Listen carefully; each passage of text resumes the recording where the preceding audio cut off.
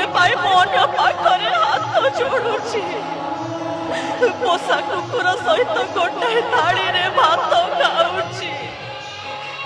ଅନ୍ଧାର ଘରକୁ ମୋ ଭାଗ୍ୟ ବୋଲି ଭାବି ନେଇଛି। କେତେ ଆଉ କଣ ଦେଲେ ତୁ ଉପରେ ଥାଇ ଖୁସି ହବୁ ରେ ଉପର ବାଲା।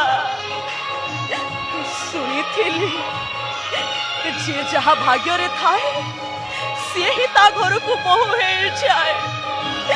ହେଲେ ଆଜି ମୁଁ ନିଜେ ବି ବୁଝି ପାରୁନି ଏ ସମ୍ପର୍କ କେମିତିକା ସମ୍ପର୍କ।